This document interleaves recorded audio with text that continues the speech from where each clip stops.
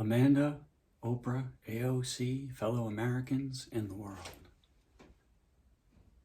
When day comes, we ask ourselves, where can we find light in this never-ending shade?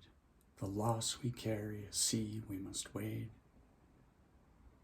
We're braving the belly of the beast. We've learned that the quiet at the country club, golf course, and the yoga studio isn't peace. We see voter suppression, forced pregnancies, and fellow citizens terrorized by their police.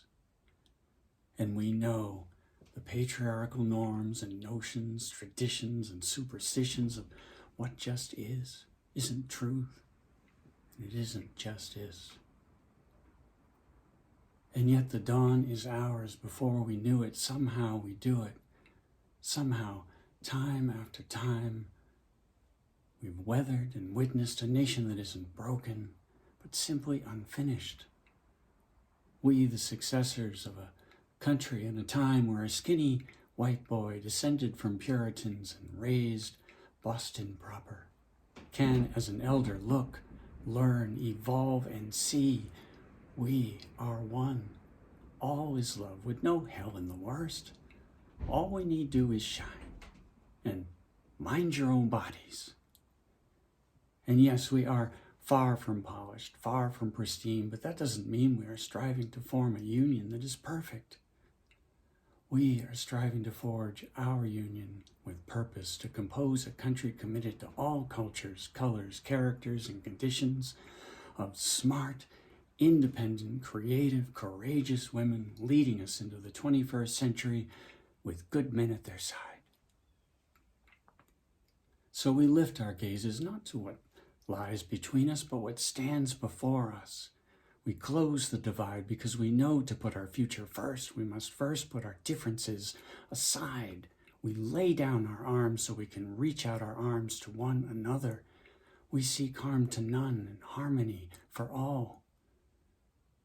Let the globe, if nothing else, say this is true. That even as we grieved, we grew. That even as we hurt, we hoped. That even as we tired, we tried. That we'll forever be tied together, victorious. Not because we'll never again know defeat, but because we'll never again sow division. Scripture tells us to envision that everyone shall sit under their own vine and fig tree, and no one will make them afraid. If we're to live up to these times, then victory won't lie in the blade, but in all the bridges we've made. That is the promised glade, the hill we climb, if only we dare it. Because being American is more than a pride we inherit, and for some it's more than the trust funds, properties, family connections, memberships, and legacies they inherit. It's our cruel, violent, bloody, racist past which infects our present. We must face up to and figure out how to repair it. We're seeing a fox-fueled force that would shatter our nation rather than share it, would destroy our country if it meant delaying democracy, withholding reproductive rights.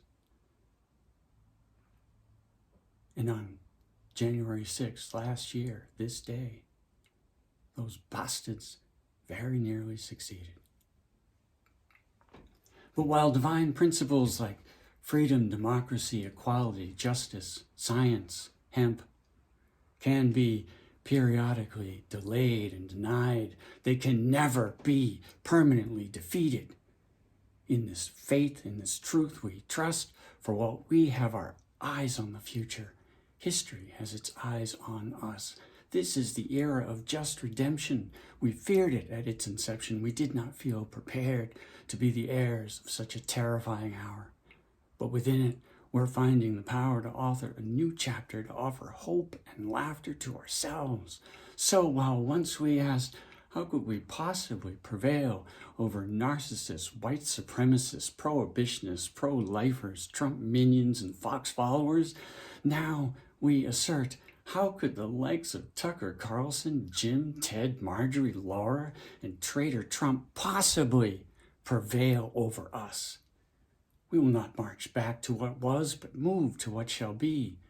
a country that is bruised but whole, benevolent but bold, fierce and free, with full body rights, hate speech bans, and gun control.